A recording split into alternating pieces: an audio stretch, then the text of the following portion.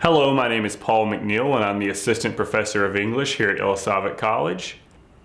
And this video will go over a common mistake students make in their writing. It's called sentence fragments, or an incomplete sentence. Please follow along and make sure to avoid sentence fragments in your essays.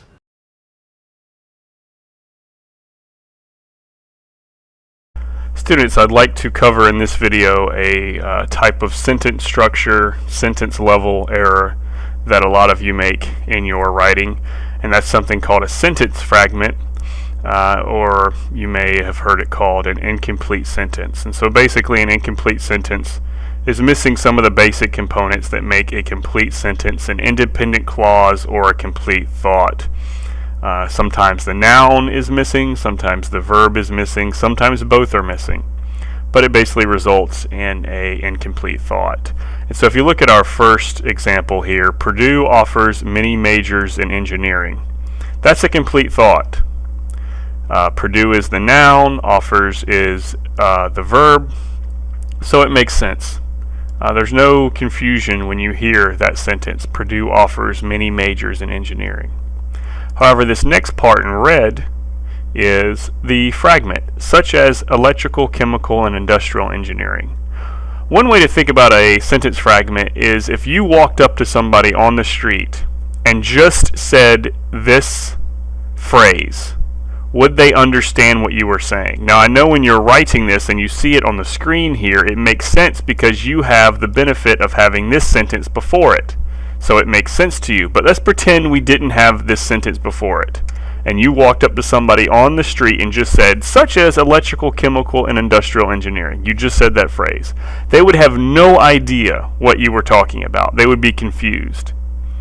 And so one way to fix this is to join this phrase, this incomplete sentence, with the complete sentence before it, separating it with a comma, lowercasing the s, and then you have a complete sentence. And if you walked up to somebody on the street and said this complex sentence, Purdue offers many majors in engineering, such as electrical, chemical, and industrial engineering, they would know what you were talking about. They would not be confused. Look at the second example here. I need to find a new roommate. That is a complete sentence. If you walked up to somebody on the street and said, I need to find a new roommate, it would make sense to them. They would understand what you were saying. But if you just walked up to somebody on the street and said, because the one I have now isn't working out too well, they would have no idea what you were talking about if you just said that to them. This phrase, standing by itself, makes no sense. And so that's an indication to you that it's an incomplete sentence.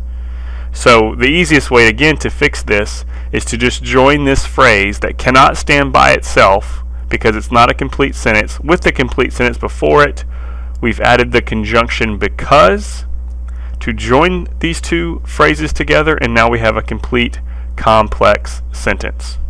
Sure, there are other ways to fix this, but this is the one that makes the most sense. I need to find a new roommate because the one I have now isn't working out too well.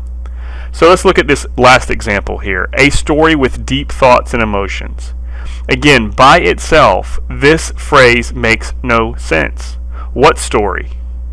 You have no idea what story is being talked about here. There's really no verb in this phrase, so therefore it's not a complete sentence.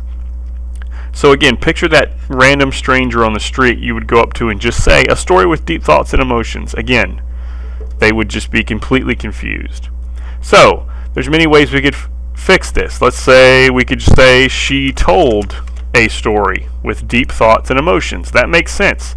It has a noun, it has a verb, the noun is she, told is the verb, and then the rest of the sentence adds more detail to the phrase. And so we have a complete sentence. Or perhaps you could say, let's say the novel Fight Club is a story with deep thoughts and emotions. And so that would make sense. And I'm italicizing Fight Club because it's a novel. In an MLA format, the titles of novels get italicized. We could fix this in many different ways. You could even say, please tell me a story with deep thoughts and emotions. So I think you hopefully get the point by now. You if you have a phrase that would make no sense standing by itself, it's probably a sentence fragment. And so you need to make sure to fix that. There are other kind of shortcuts that you could take. If a sentence starts with the phrase such as, it's probably not a sentence. It's probably an incomplete sentence. If a sentence starts with the word because, it's actually probably not a sentence.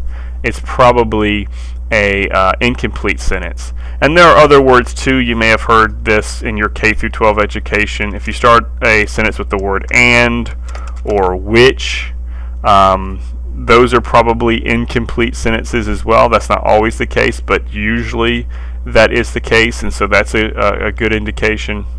So make sure every sentence you write has a noun, and it has a verb, and it has adding detail to make sense out of the noun and the verb. So if you're told that you write sentence fragments, please use your course resources and your course readings to help eliminate that type of mistake from your writing. Thank you so much for watching this video. Please check out the Iḻisaġvik College Media channel for more videos that should help in your academic progress.